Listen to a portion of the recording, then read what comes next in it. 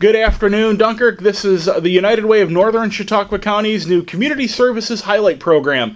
Every month, the United Way of Northern Chautauqua County will be highlighting the services and programs that are available to residents of the city of Dunkirk and areas beyond so that you can be better prepared to help yourself and know what services are out there when you need them.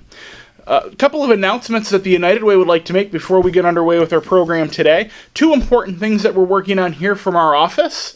We have launched a United Way coat drive.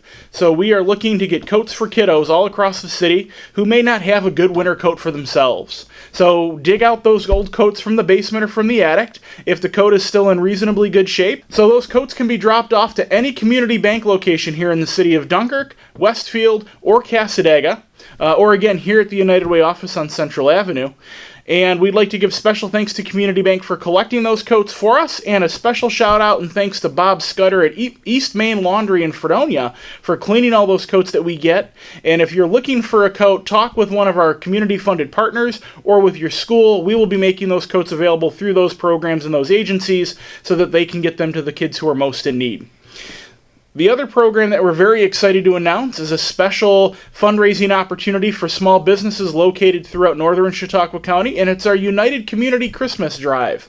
We have 60 Christmas trees, 60 live Christmas trees to give to small businesses with a small entry fee attached, and they will have the opportunity to decorate the tree as best as they possibly can, make it sparkle special for the Christmas season, and then we will be making those trees available to be voted upon on our website.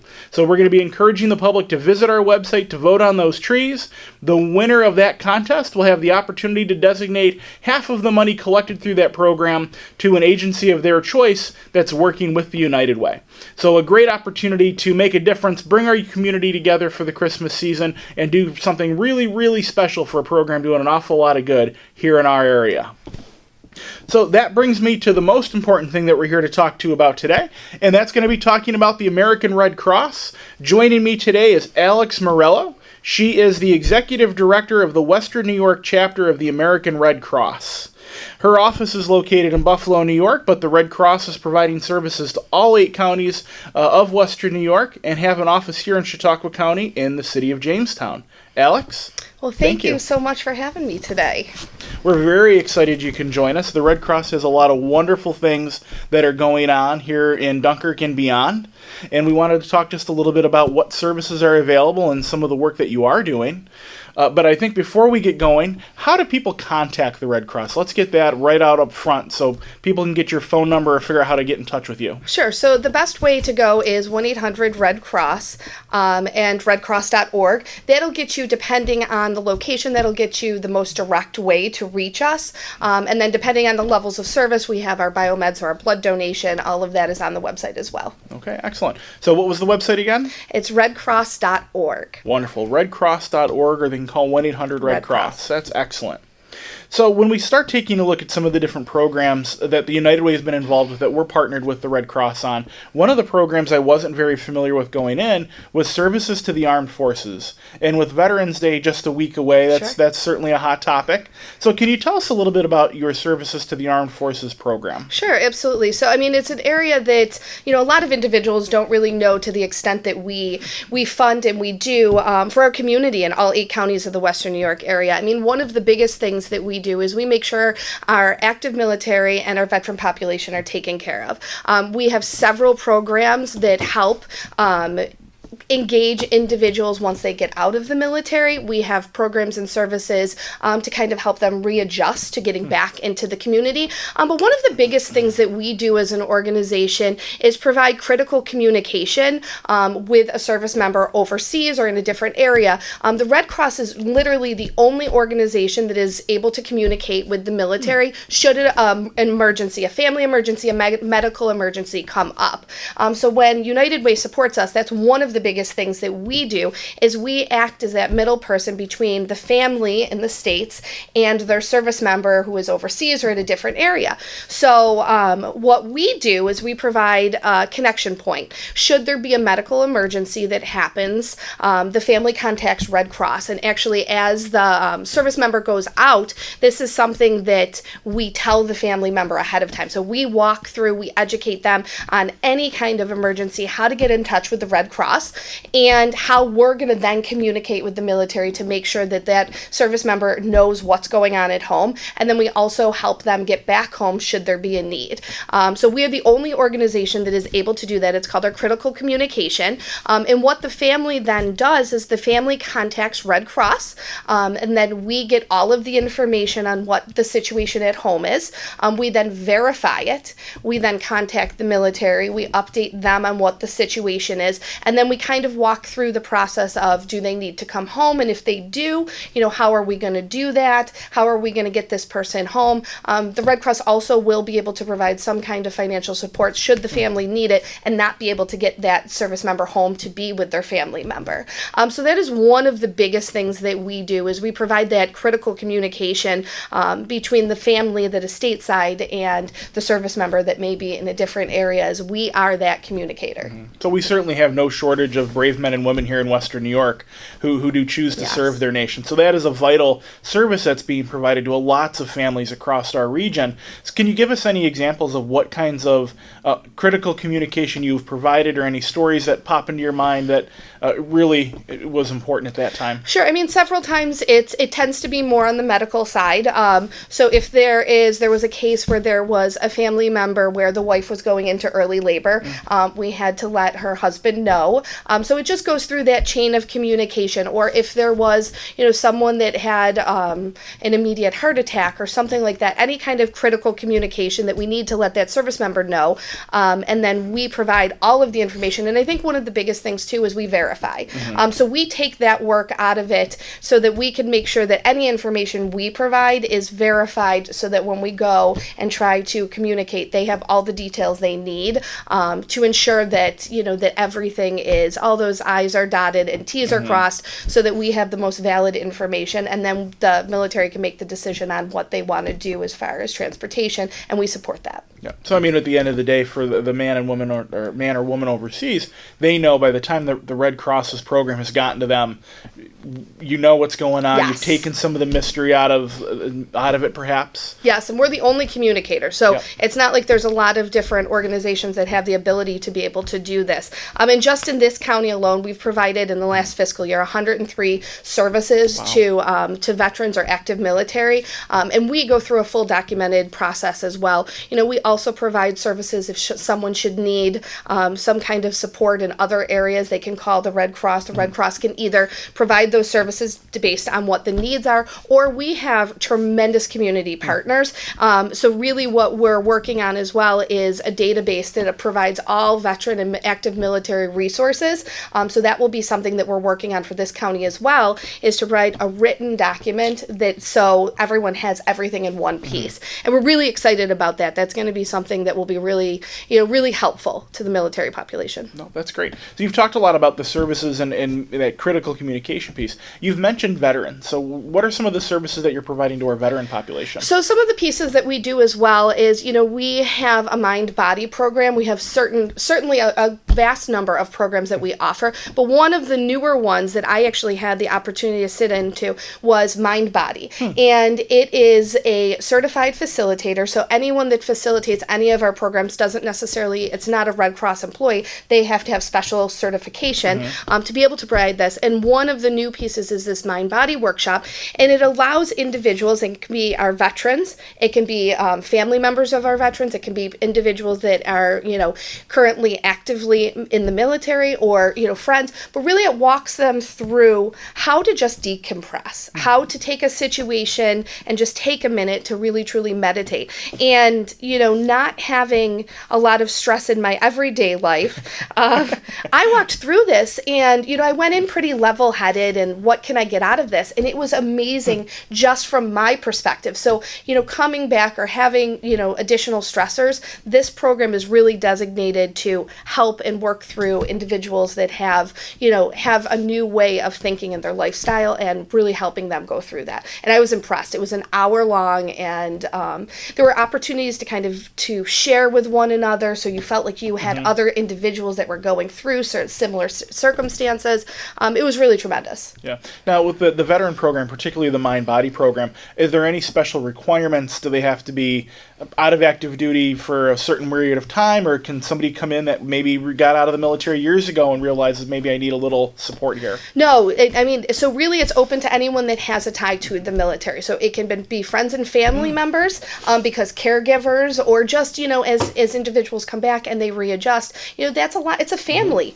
So it can be that. It can be veterans that have been, out for years. Really, our role is to make sure that we're providing a resource for individuals. And what we do is then we go with facilitators that will get a larger group together so that we can then go and do this. So we don't do it on a scheduled basis. We work with community partners. We work with groups that are interested in facilitating this with us, so that we can get out into the community and do it as well. That's great. As much as I've seen the Red Cross around and been a blood donor and been involved in some other things, I had no idea you did so much for our active military and our veterans. That's amazing. And one of the other things that we do just, in our local Western New York community is we provide comfort kits.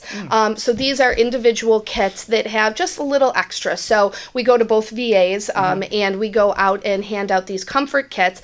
And it's, just nicer scented soaps. It's, those extras. It could be playing cards. It could be, we did Red Cross knit hats. And really the intention is that as our veteran population is going through hospitalization or any of that they just get a little bit extra from the Red Cross. And so that's something we're doing for the holidays as well, is we're currently collecting those kits so that we can go out and spread them out to our 2 hospitals in our chapter area. That's phenomenal.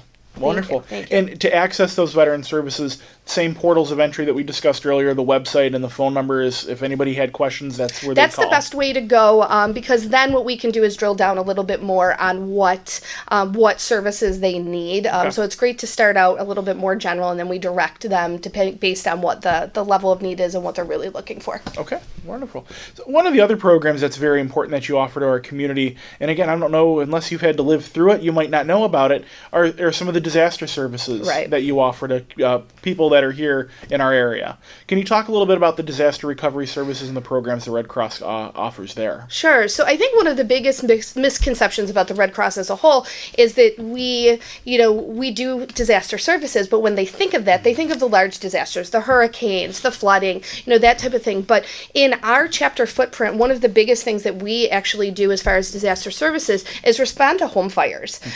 So that was an eye-opener for me, just really how much the Red Cross does and gets involved in that, and that is the most frequent local disaster that we have. And so really what our role is if an individual has a home fire, the first responders or the family themselves can call the Red Cross, and we provide immediate assistance based on what the family needs. And that varies from family to family. Really our first piece is to make sure that they have a safe place to go that evening. And then kind of based on there, they meet with, a caseworker that will kind of go through a specific process with them to make sure that they have their immediate needs. And then we continue to touch base with them to make sure that they have a long-term recovery process. So, one of the other things that we don't want to do is we don't want to duplicate levels of service. We want to be a good, collaborator with our community partners. So if there are other organizations that provide other services, the first thing we want to do is know what they're doing so that we're not doing it as well. So part of this long-term recovery process is going to be, looking at what their long-term needs are, and then, referring them over to different organizations as well so that this individual can get back on their feet as quickly as possible. So it's amazing how many we do. I mean, Western New York responds to about a fire a day, which is much more than what I ever anticipated. And an individual, usually we go out in pairs, so they will go out there, they will assess the situation, they will work with the individuals and really kind of hone in on what their immediate needs are, and then kind of work through it over the next, usually the next couple days, and then we have a long-term process that, we can help provide them direction on where to get their Social Security cards. I mean, literally, when an individual goes through these types of experiences, it is such a traumatic event. And it really, it shakes the direction that they're going. So what we're trying to do is kind of ground everything and make things as easy as possible to get them back into, their upward movement of what's going on. We also have mental health providers that will work with individuals to provide that level of service should they need that. So that is something that we do as well. And, it's just, it's been an eye-opener how often we have home fires. And so one of the other pieces that we do is we really work on prevention as well. We saw that our area, nationwide, the Red Cross also thinks that this is an area of priority, but we really work on prevention as well. We have a home fire campaign. And what we do, and that's all year, is we go into homes. There's an online form that they can fill out. They can call our 1-800 Red Cross number, and we can go into a home and install up to 3 smoke alarms per home. And the process itself is really unique as well. One of the things we didn't want to do is just provide a smoke detector. We want to know that the individuals that we're installing these smoke detectors with know how to get out in the case of an emergency. So we will have a team of 3 individuals that will go in there. One will install. One will document the process, document the home, make sure that everything is done, to the Red Cross standards. And then we have one individual that provides just education to the people in the home. Wow. To make sure that they have a quick and easy way to get out, what the best way is, because you have less than 2 minutes to get out of that home. And in this area, we did last year 173 smoke alarms installed. Our intention is always to increase that. So we have an event called Sound the Alarm, and really what that is it's a local goal for our Western New York chapter to just increase the knowledge that this is a program that we provide all year round. So what we do is we push a heavy marketing piece to let the community know this is something we do all the time, but it is a big piece to try to get into as many homes as we can so that we can get people out as safely as possible. Oh, that's great. You said teams of 3 are generally what's going out for the Sound the Alarm campaign and working with the families. Where do those volunteers come from? Are they volunteers? Are they your staff? So a couple different things. So the Red Cross as a whole, which is another area that, is very unique to us, we're about 90% of our workforce are volunteers. Our volunteers have active and really, truly important roles in the organization. We could not do what we do without them.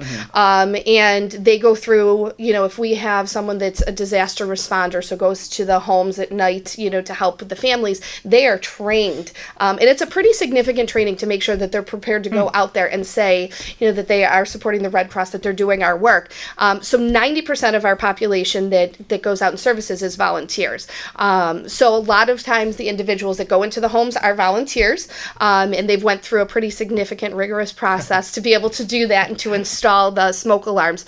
And one of the unique things to our area is we had 17 lives documented saves since we started this program a couple years ago in our area. And really what that means is as we document homes, when we go through that documentation process, we are able to go back and say, because of, us installing the smoke alarm, this individual was able to get out. And it's a pretty specific process. So I can tell you, there have been cases where it's been an apartment building and we've installed 3 smoke alarms in one single individual's home, but she got all her neighbors out. We still only count that as 1 life saved because that's the documented house. Yeah. So really our impact is so much larger than the 17 individuals within, our region. It's so much bigger than that, but that is because of the documentation process. That is part of it. Sure. So Sound the Alarm, are there special requirements? Are there income requirements? How does somebody qualify for the program? They have a need. So there is no income requirements. The only piece that they really have to fulfill is they go online or they call and tell us what they need. And then we set up an appointment. And then we also call ahead of time to make sure that they're still going to be there and that the time still works for them. And really that is the only requirement. We want to make sure that if an individual needs it, that we're providing it. So really we're here for the community and we're here to try to get this word out there. So should anyone need a smoke alarm, our job as an organization is to come there and do that, and that's it. And it's open to individuals, families, renters? Renters as well, yep. So they don't need their landlord's permission for you to come in and install a smoke Our job detector? is to make sure that that individual is protected. And it should be there anyway. Yes, it should be there anyway, but Yep. if it's not, we want to make sure that that home is safe on 2 different capacities. One, that they have working smoke alarms, and then the other piece is that they know how to get out. Because from a personal level, I have smoke alarms throughout my entire house. I had no idea what the best way to get out was. So that's another thing that we provide as well, is if you do have working working smoke alarms, but you're not sure what the best way to get out is. We actually go through a process called Homes Made Safer. And so I could come to your house and educate you on how to get out, even though you have all your smoke alarms. Really, the Red Cross wants to make sure that not only do you have them, but that you know how to get out as well. So it's not a package deal. It's yep, a little bit of this, a little bit of that if need be. Absolutely. That's great. You did mention, we talked a little bit about how active your volunteers are and what a large volunteer base you have. Right. Your volunteers have been extra busy over the last several months. Yes. Could you talk a little bit about the work that your volunteers have done to assist with the 2 hurricanes that we've recently experienced? And maybe something I don't know about that your teams have been involved with as Sure. well. So one of the strengths that Red Cross has is we really motivate and move our resources where there's a need. So should there be a hurricane in any part or a large disaster in any part of our world, really what we do is we get our forces together and move them to where they need to be. So I think we had close to 30 individuals that actually went from the Western New York area down to the impacted areas, and their jobs really depend on what they were trained for. Some individuals will go out and work in shelters, so to provide that immediate need with sheltering. Other individuals make sure from a logistical angle that we have food and water to different locations, that our meals are out there. It really kind of depends on what that individual's strengths are, and as they go through it, it's not like a volunteer could raise their hand and say, I want to go and I want to go now, because Red Cross needs to make sure that everyone is trained and ready to go. Sure. So one of the things we do is we always get an influx of volunteers too when these things come up. We want them to be ready and go through a training, so we have a long training process to make sure that they are ready so that when they go down to these disasters that they're able to understand what they're getting into, because a lot of these individuals, I mean, they're going to be living in a staff shelter, and they're going to be providing food and shelter to an area that literally has nothing. So, a lot of individuals aren't really prepared for that immediately. So it is a process. We have several individuals in the Western New York area that deploy over and over and over again, just because that's an area that they know that they can provide an immediate impact to. So it's those comforting feelings. It's making sure that the shelter is up and running, and it takes a lot of hands to be able to do that type of stuff. But one of the things we really do well is we move mass amounts of individuals to an area that needs that. And I've just been so proud to be part of the organization, see some of the work that they're doing for the 2 hurricanes right now. And it's just, the devastation is tremendous. I see these pictures, and, it just makes you so thankful that you have a house and you've got this, and you want to do more. You want to help, because these people lost everything. Yeah. So when a volunteer deploys, what's the typical deployment time? How long on average would you say maybe they're out? So usually there's a 2-week deployment, for a couple different reasons. One, we need to make sure that as we're sending someone down there, they have enough time to really truly impact the situation. So usually it's a 2-week deployment. It depends. It could be a little bit longer if they wanted, or, if there was a specific need. We have several individuals that will deploy. They have to come back for a period of time and, and take rest and relaxation, because if we don't have a strong workforce, they're not going to be able to help the individuals that need it. But then they'll redeploy. So we have a lot of people that have done that as well. And, it's when you're in this building and you see these individuals that, that raise their hand over and over again to help, it's so motivating to go to work and work with people like that. So that's great. So I'm fortunate. Yeah, that's wonderful. Other programs. I mean, the Red Cross is offering a lot of different services and doing an awful lot of good in our area. So maybe what are the couple of other programs that you think are having the biggest impact, particularly here on northern Chautauqua County? But what other programs are you really proud of? I think the biggest thing in our local footprint is, just making sure that the community knows the services we provide. So from a disaster services piece, that we are going to be those individuals that are out there in the middle of the night making sure that an individual has what they need should there be a house fire. I think the other thing is that I want to make sure that people know that, just because if you had a house fire and you didn't call us that night, or first responders didn't call us that night, you can still call us and we can help you get through through this. So, making sure that individuals know that we're here for them. I think one of the other pieces is the constant need for blood. That's a huge thing that, we provide 40% of the nation's blood supply. And one of the things that I learned very quickly is that blood has a shelf life, and we need to constantly replenish that. And so, when you see those blood drives, considering being a donor, it's things like the hurricanes that, you don't think of all these impacts that happen down the line, but when we have disasters like that happen, not only does it wipe out an entire area and people don't have their homes and, they have nowhere to go, but all of those blood drives that were scheduled during that time period in those locations are now no longer able to continue. So then that depletes our blood supply. So really what we have to do as an organization was we have to rally around that and encourage other donors to go out there and donate blood, because now we've got, a two-tier impacted area. They're impacted from, a physical way, and then there's the external piece of all the blood drives. So one of the things too that we really try to focus on is the winter months are difficult for us to collect blood. We live in an area with snow, so even your most loyal donors tend to sometimes have issues either getting to a blood drive, and then the other piece of it is that we have a lot of illness during that time. It's cold and flu season, so that impacts us as well. So you tend to see us really ask for for new donors and donors to continue, because what we need to do is make sure that there's enough blood when someone should need it. And with that constant need, that's something that we need to go out and do that awareness piece, that it could be you that needs it. And if you're able and willing, being a blood donor is such a tremendous way to give.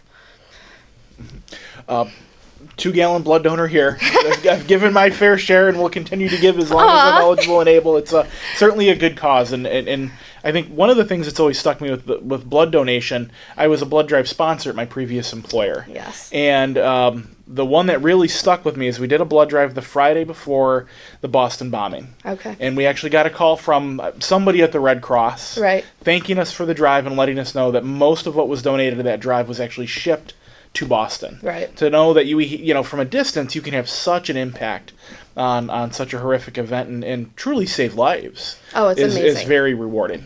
It is. It's amazing. And I just think that, we go through our day-to-day lives and we don't realize that something that simple, taking an hour out of your day to go and give blood, what the impact can mean. I mean, think about cancer patients and, other individuals, and we're talking about disasters, but really, the impact is so significant. And like I said, I mean, there are times during the year that, because we live where we live, where there's a constant need always, but there's even more of a need in the winter months as well, because our constant donors don't have the ability to either travel or they're not filling up to par. So really we need, more donors, newer donors to come out and kind of help fill those voids when our constant donors are not up to traveling or not up to feeling well. Sure. Any other programs in the area that you want to talk about since we've got you here? I mean, that's pretty comprehensive and an awful lot there for people to take advantage of if they need it. Right. I think the other piece of it is that we do our health and safety services. So, you think Red Cross, you think CPR training, certainly that's something that we go and do. We do it in the community. One of the biggest programs we do is our babysitting course. So I know that there are quite a few teens and young adults within this community that has done that. All of those, access to all of those types of trainings are on our website, and it is something that Red Cross does very, very well. And what we really want to do as an organization is just make sure that the community knows all of the things we do. I think depending on your personal level of involvement in the Red Cross, you could think of us in one specific way. And really what we need to do is have, the community know all the things that we do. So while you're donating blood, we want you to know that if you don't have a smoke alarm, we can provide those things. So really, just becoming familiar with our website. We provide a lot of information on there, and if there's any questions whatsoever, reaching out, because there's a lot of things that we can do to help the community, and that's why we're here. Yeah. And what's the website again? It's redcross.org. And what's the 800 number again? 1-800-RED-CROSS. We make it easy. Yeah, nice and easy there.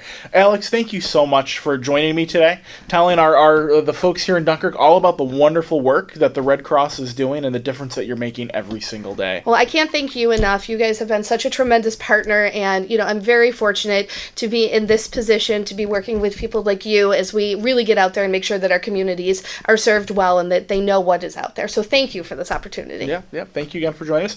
Dunkirk, if you have a need for the services the Red Cross provides, certainly you now know where to go to find those services and take advantage of what they have to offer. And we will see you again next month as we prepare to highlight another community service provider providing very vital services to our residents here in the city of Dunkirk and beyond. Thanks, stay safe, and live united.